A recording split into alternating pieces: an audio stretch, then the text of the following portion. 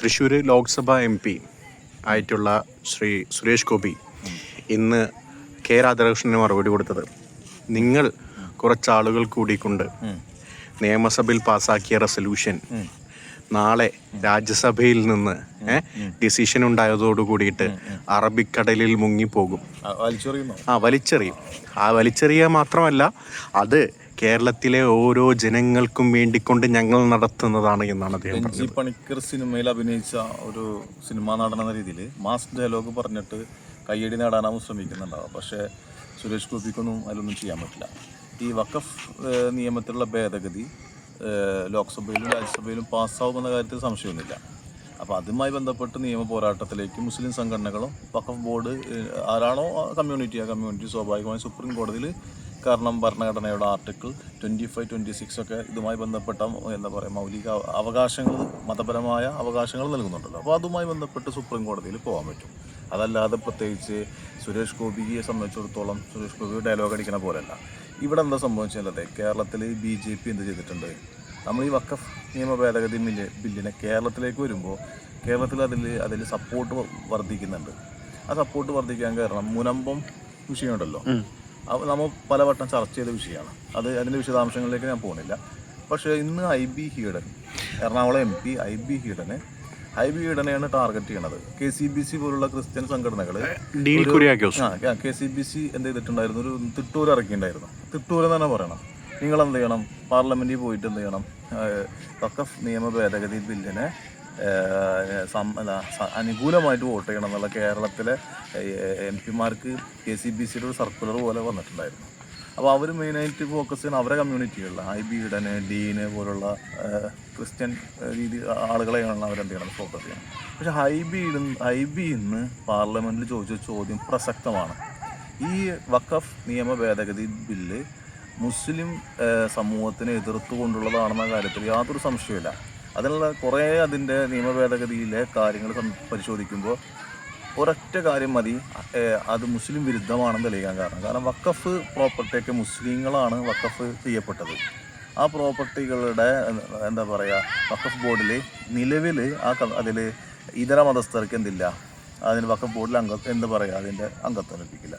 MP-മാരാവട്ടെ MLA-മാരാവട്ടെ ഇനി ഉദ്യോഗസ്ഥന്മാരാവട്ടെ ഒക്കെ മുസ്ലിംസാണ് കൈകാര്യം ചെയ്തിരുന്നത്. പുതിയ നിയമ ഭേദഗതി ബില്ല് വെച്ചിട്ട് അതിൻ്റെ ആവശ്യമില്ല. അതിലെന്താണ്, ഇതര മതസ്ഥർക്കും വരാം. അപ്പോൾ അതിലെ ക്വസ്റ്റ്യൻ, ഹിന്ദു സിഖ് കമ്മ്യൂണിറ്റിയുടെ ഒരുപാട് ആരാധനാലയങ്ങൾക്ക് നിലവിൽ വഖഫ് ബോർഡ് സമാനമായ നിയമങ്ങളുണ്ട്. ആ ദേവസ്വം പോലുള്ള നിയമങ്ങൾ, ദേവസ്വം ബോർഡിലൊക്കെ ഇതേ രീതിയിൽ ഇതര മതസ്ഥർക്ക് എന്ത് കൊടുക്കുമോ അതിൻ്റെ ഭരണ ചുമതലയിലേക്ക് നൽകുമെന്നുള്ള ക്വസ്റ്റ്യൻസാണ് പറയുന്നത്. അപ്പോൾ ഇന്ന് IB ചോദിച്ച ചോദ്യം വളരെ പ്രസക്തമാണ്. കേരളത്തിലെ പരിപ്രേക്ഷ്യത്തിൽ നമ്മൾ സംസാരിക്കുമ്പോൾ ഈ വഖഫ് നിയമ ഭേദഗതി ബില്ലിലെ ഏത് പ്രൊവിഷൻ വെച്ചിട്ടാണ് മുനമ്പത്തെ ജനങ്ങൾക്ക് അവരുടെ റവന്യൂ അവകാശങ്ങൾ തിരിച്ചു ലഭിക്കാം?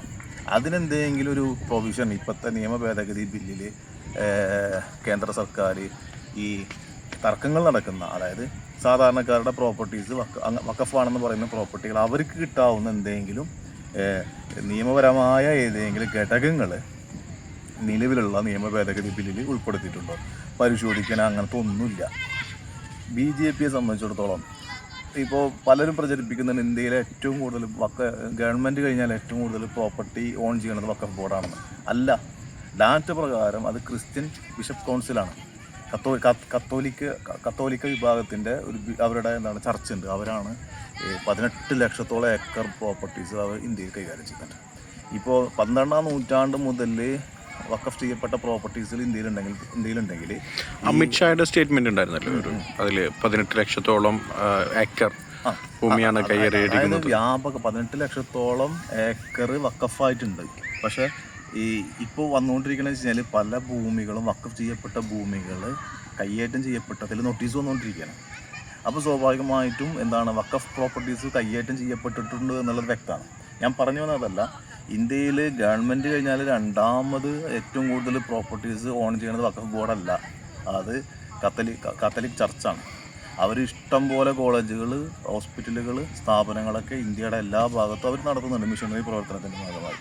ഇപ്പോൾ വഖഫ് ബോർഡിനെ, വഖഫ് നിയമത്തിനെ, വഖഫ് ബോർഡിലേക്ക് BJPയുടെ കയ്യേറ്റുണ്ടല്ലോ. അതിനെ അനുകൂലിക്കുന്ന ക്രിസ്ത്യൻസ് ഇന്ത്യയിലെ മൊത്തം ക്രിസ്ത്യാനികൾ അതിനെ സപ്പോർട്ട് ചെയ്യുന്നില്ല. ഈ കേരളത്തിലെ ക്രിസംഗി മൈൻഡുള്ള മുസ്ലിം വിരുദ്ധത എന്താ പറയുക ഉള്ള ചില ആളുകൾ മാത്രമാണ് ഇതിനെ സപ്പോർട്ട് ചെയ്യുന്നത്. അല്ല, ശരിക്കും അതിനെ അങ്ങനെ ആക്കിയെടുക്കാൻ വേണ്ടിയിട്ടുള്ള ഒരു ശ്രമം നടത്തിയതിന്റെ ഫലമാണല്ലോ തൃശ്ശൂർ ലോക്സഭ ഇലക്ഷനിൽ കണ്ടത്. അപ്പോൾ ഇതേ ശ്രമം തന്നെയാണ് ഇടുക്കിയിലും അതേപോലെ തന്നെ എറണാകുളത്തും പറ്റാൻ നോക്കുന്നത്. അപ്പോൾ ഞാനൊരു കാര്യം ചോദിക്കുന്നത് വെച്ചാൽ, ഇപ്പൊ നിങ്ങൾ പറഞ്ഞൊരു കാര്യമുണ്ട്, ഏത് സർക്കാരിന്റെ കഴിഞ്ഞിട്ടുണ്ടെങ്കിൽ രണ്ടാമത്തെ ഒരു കാര്യമുള്ളത് ഏറ്റവും കൂടുതൽ ഭൂമിയുള്ളത് കത്തോലിക്ക ചർച്ചിന്റെ. അപ്പോൾ എന്തുകൊണ്ട് ചർച്ച് ആക്ട് പോലെയുള്ള ഒരു ആക്ട് എന്തുകൊണ്ട് വരില്ല? കാരണം 20% മുസ്ലിമുകൾക്കെതിരെ തുടങ്ങിയിട്ടുണ്ടെങ്കിൽ വീണ്ടും 2, 3, 4% ക്രിസ്ത്യാനികൾക്കെതിരെ നാമാവശേഷമാകാൻ ഇത്തിരി നിമിഷം മതി ബി ജെ പിയെ സംബന്ധിച്ചിടത്തോളം. മുസ്ലിങ്ങളെക്കാട്ടി അവർക്ക് സംഘപരിവാറിനെ സംബന്ധിച്ചിടത്തോളം മുസ്ലിങ്ങളെക്കാട്ടി അവർക്ക് ശത്രുത ക്രിസ്ത്യൻസിനോടാണ്. കാരണം മുസ്ലിങ്ങളുടെ മതപരിവർത്തനമൊക്കെ ഈ മുഗൾ രാജവംശത്തിന്റെ കാലഘട്ടത്തിൽ ഇതാണ്. അതായത് സ്വാതന്ത്ര്യാനന്തര മുസ്ലിങ്ങളുടെ മതപരിവർത്തനം നിങ്ങളിതില്ല. പക്ഷേ ഇത് നോക്കി ഉത്തരേന്ത്യയിലെ പല ഭാഗങ്ങളിലും പല സ്ഥലങ്ങളിലും അങ്ങനെ ഒരു കൺവേർഷൻ നടക്കുന്നതായിട്ടുള്ള മിഷണറിമാരുടെ ഏറ്റവും കൂടുതൽ ആക്രമണങ്ങൾ നേരിടുന്നത് ക്രിസ്ത്യൻ മിഷണറിമാരാണ്. അപ്പൊ അതില് ഒരു തെളിവാണ് കേട്ടോ. കാരണം എന്ന് വെച്ചാൽ പഞ്ചാബിലത്തെ ഒരു ഡാറ്റ പ്രകാരം ഈ അടുത്ത് ഞാൻ കിട്ടിയ എൻ്റെ കയ്യിൽ കിട്ടിയ ഒരു സോളിഡ് ഡാറ്റയാണ്. ആ സോളിഡ് ഡാറ്റ പ്രകാരം ഈ ക്രിസ്ത്യൻ മിഷനറിയിൽപ്പെട്ട എൻ്റെ ഒരു സുഹൃത്ത്, ആ സുഹൃത്ത് മതപരിവർത്തനത്തിന് വേണ്ടി പഞ്ചാബിൽ പോവുകയും അവിടെ ഇപ്പോൾ ശരിക്കും പറയണമെന്നുണ്ടെങ്കിൽ എത്രയോ % മതപരിവർത്തനം അവിടെ നടന്നിട്ടുണ്ടെന്നാണ് പറയുന്നത്. അല്ല, നമ്മൾ അത് ഇന്ത്യയിൽ മതപരിവർത്തനം ചെയ്യാനുള്ള ഒരു അവകാശമുണ്ട്. ആർക്കും ഇഷ്ടമുള്ള മതം പ്രചരിപ്പിക്കാൻ, ഇഷ്ടമുള്ള മതം സ്വീകരിക്കാൻ. ഇത് ഉണ്ടാക്കുന്ന ഒരു ഇമ്പാക്ട് എന്താണെന്ന് ഞാൻ പറഞ്ഞു പോകുന്നത്. കാരണം നെക്സ്റ്റ് എന്ത് ചെയ്യുന്നു, മുസ്ലിംസിനെ ഇപ്പോൾ ടാർഗറ്റ് ചെയ്തിട്ടുണ്ടെങ്കിൽ ഈസി ആയിട്ട് അവർക്ക് എന്ത് ചെയ്യാൻ പറ്റും, ക്രിസ്ത്യൻസിനെ ടാർഗറ്റ് ചെയ്യാൻ പറ്റും. പക്ഷേ ലോകത്ത് ക്രിസ്ത്യൻ സഭകൾ, അവരുടെ ചർച്ചുകളൊക്കെ ഭരണകൂടത്തിൻ്റെ ഒപ്പം നിന്നിട്ടുള്ള പാരമ്പര്യം അവർക്കുള്ളൂ. അതുകൊണ്ട് തന്നെ ഇവരിപ്പോൾ ജനസംഖ്യയുടെ 3% താഴെ വരുന്ന ഒരു കമ്മ്യൂണിറ്റി, അവരാണ് ഏറ്റവും കൂടുതൽ പ്രോപ്പർട്ടീസ് അവരുടെ കയ്യിലാണുള്ളത്. അവർ എന്താ പറയുക, വഖഫ് നിയമ ഭേദഗതി ബില്ലിനെ ഒരിക്കലും അവർ സപ്പോർട്ട് ചെയ്യില്ല. ഞാൻ ഈ സംസാരത്തിൽ ഞാൻ വളരെ വ്യക്തമായിട്ട് പറഞ്ഞു, കേരളത്തിലെ ഈ മുനമ്പം വിഷയം മാത്രമാണ്. അല്ലെങ്കിൽ ഈ വഖഫ് ബോർഡോ അല്ലെങ്കിൽ മുസ്ലിം ഈ ക്രിസ്ത്യൻ സഭകളോ തമ്മിൽ എന്ത് ചെയ്തിട്ടില്ല, യാതൊരു പ്രശ്നങ്ങളും നിലനിൽക്കുന്നില്ല. വഖഫ് ഭൂമിയുമായി ബന്ധപ്പെട്ട് ഇന്ത്യയുടെ പല ഭാഗത്തുള്ള വഖഫ് പ്രോപ്പർട്ടീസ് ഉണ്ടല്ലോ, അതുമായി ബന്ധപ്പെട്ട് യാതൊരു ഡിസ്പ്യൂട്ടും ക്രിസ്ത്യൻ കമ്മ്യൂണിറ്റിക്കില്ല. ഇവിടെ ആകെയുള്ളത് മുനമ്പത്തെ ഈ ഒരു വിഷയം മാത്രമാണ് ഉയർന്നു വരുന്നത്. അപ്പോൾ തിരിച്ച് എന്താ പറയുക, ഇപ്പോൾ ഈ ചെറിയ ലാഭത്തിന് വേണ്ടി ഈ വഖഫ് നിയമ ഭേദഗതി ബില്ലിനെ സപ്പോർട്ട് ചെയ്യണമെന്ന് ആവശ്യപ്പെടുന്ന ക്രിസ്ത്യൻ സഭകൾ നാളെ അവർക്കെതിരെ സംഘപരിവാർ BJP വാളോങ്ങി നിൽക്കുകയാണെന്നുള്ളൊരു ബോധ്യം അവർക്കില്ല.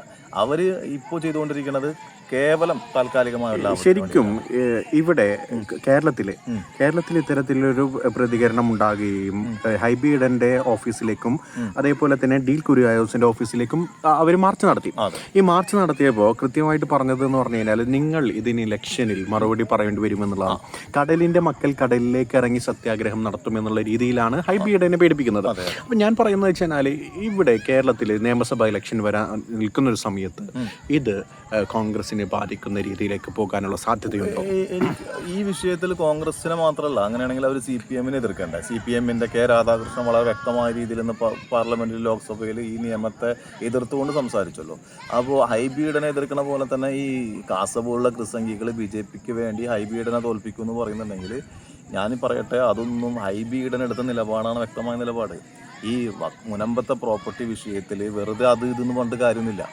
അത് അവർക്ക് അതിൻ്റെ റവന്യൂ അവകാശം ലഭിക്കണമെങ്കിൽ നിയമപരമായ പ്രൊട്ടക്ഷൻ വേണം. നിലവിലത് കോടതിയുടെ പരിഗണനയിലാണ്. അപ്പോൾ കോടതി ഇവർക്ക് എന്താ പറയുക, ഈ പറഞ്ഞ വഖഫ് ഭൂമി കൈയേറ്റം ചെയ്ത് മുനമ്പം മാത്രമല്ല, ഒരു സുപ്രീം കോടതി ഒരു ഉത്തരവ് വന്നു കഴിഞ്ഞാൽ അത് ഇന്ത്യയുടെ മൊത്തം ഭാഗത്തുള്ള കേസുകൾക്ക് അത് ആധാരമായിട്ട് എടുക്കും.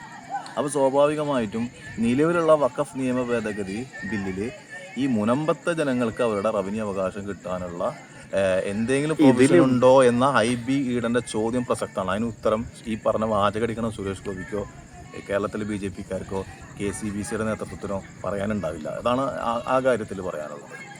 അതേപോലെ തന്നെ വഖഫ് ബോർഡിൽ വേറൊരു കാര്യം പറഞ്ഞതെന്ന് വെച്ചാൽ മീൻസ് അമുസ്ലിമുകളായിട്ടുള്ള ആളുകളെ കൃത്യമായിട്ട് അമുസ്ലിമുകൾ ആളുകളെ അതിൽ അപ്പോയിൻമെന്റ് ചെയ്യുന്നു എന്നുള്ളതാണ്. അങ്ങനെ അപ്പോയിൻമെന്റ് ചെയ്യുകയാണെങ്കിൽ അത് ശരിക്കും പറയുകയാണെങ്കിൽ എല്ലാ ഇതേപോലെയുള്ള പൗരോഹിത്യ സംഘടനകളിൽ മീൻസ് ഇതേപോലെ ദേവസ്വം ബോർഡ്, ചർച്ചുകളിൽ ഇതിലൊക്കെ അങ്ങനെയും ചെയ്യാനുള്ള ഒരു ആക്ടിവിറ്റി വരണ്ടേ? അതായത് ഞാൻ പറഞ്ഞ പോലെ BJP ഒരിക്കലും എന്ത് ചെയ്യില്ല, ഒരു BJPയുടെ കേന്ദ്ര മന്ത്രിസഭയിൽ ഒരു മുസ്ലിം മന്ത്രി പോലും ഇല്ല. നിലവിലെ എന്താ പറയുക വഖഫ് ഭേദഗതി നേരെ മറിച്ച് ക്രിസ്ത്യൻ മന്ത്രി അത് നമ്മൾ നോക്കണം. ക്രിസ്ത്യൻസ് വരണം, കാരണം ജനസംഖ്യയുടെ 3% ക്രിസ്ത്യൻസിൽ നിന്നും പ്രതിനിധികൾ വരണം. അതേസമയം 20% മുസ്ലിംസിൽ നിന്ന് BJP ഉദ്ദേശിക്കുന്നില്ല. അപ്പോൾ പ്രശ്നം എന്താണെന്നറിയോ, നിലവിലെ വഖഫ് നിയമം 95-ലെ വഖഫ് നിയമം അവസാനം അതെന്ത് ചെയ്തിട്ടുണ്ട്, 95-ലെ വഖഫ് നിയമം എന്നുള്ള രീതിയിലാണ് അറിയപ്പെടുന്നത്. 921, 54 അങ്ങനത്തെ വഖഫ് നിയമങ്ങളെ 95-ലാണ് ചെയ്തത് ഒരു മോഡിഫിക്കേഷൻ വന്നിട്ടുള്ളത്. അതനുസരിച്ച് വഖഫ് മന്ത്രി ആയിരിക്കും അതിൻ്റെ ചെയർപേഴ്സൺ. വഖഫ് മന്ത്രി ചെയർപേഴ്സൺ ആണെങ്കിൽ അധികം മുസ്ലിം ആയിരിക്കണം. അതുകൊണ്ടാണ് മുഖ്താർ അബ്ബാസ് നഖ്വി അങ്ങനെയുള്ള ആളുകളൊക്കെ ആയിരുന്നു BJPയുടെ വാജ്പേയി ഭരിക്കുമ്പോഴൊക്കെ എന്ത് ചെയ്തിട്ടുള്ളത്. കഴിഞ്ഞ മന്ത്രിസഭയിൽ പോലും അവരെന്ത് ചെയ്തിട്ടുണ്ട്, വഖഫിന് മുസ്ലിമിനെ തന്നെയാണ് അവർ ആക്കിയിട്ടുള്ളത്. പക്ഷേ ഇപ്പോൾ അവർക്ക് ആക്കാൻ ആളില്ല. അപ്പോൾ അതുകൊണ്ട് തന്നെ മുസ്ലിം കമ്മ്യൂണിറ്റീനെ അധികാര കേന്ദ്രത്തിൽ നിന്ന് മാറ്റി നിർത്തുന്ന ഒരു സമീപനത്തിലേക്കാണ് BJP പോയിക്കൊണ്ടിരിക്കുന്നത്. മുസ്ലിംസ് വേണ്ട, അതാണ് അവർ ഉദ്ദേശിക്കുന്നത്. അപ്പോൾ ഈ പറഞ്ഞ നിലവിലുള്ള നിയമം അനുസരിച്ച് മുസ്ലിങ്ങൾ മാത്രം വഖഫ് ബോർഡിലേക്ക് വരണം എന്ന് പറയുമ്പോൾ ഇവരെ കയ്യിൽ കൊടുക്കാൻ ആളുണ്ടാവില്ല. അപ്പോൾ ആ രീതിയിലേക്കാണ് ഇവർ ഭേദഗതി ചെയ്യണത്. നമ്മൾ പറഞ്ഞു വെച്ച സുരേഷ് ഗോപിയുടെ ഡയലോഗ് ഉണ്ടല്ലോ, കടലിൽ അറിയും എന്നുള്ളത്, സിനിമയിൽ മാത്രം ഉപയോഗിക്കാൻ പറ്റുന്നൊരു ഡയലോഗ് മാത്രമാണെന്നാണ് പറയാനുള്ളത്. സുരേഷ് ഗോപിനെ അടുത്ത പ്രാവശ്യം ജനങ്ങൾ തന്നെ കടലിലെറിഞ്ഞോളും.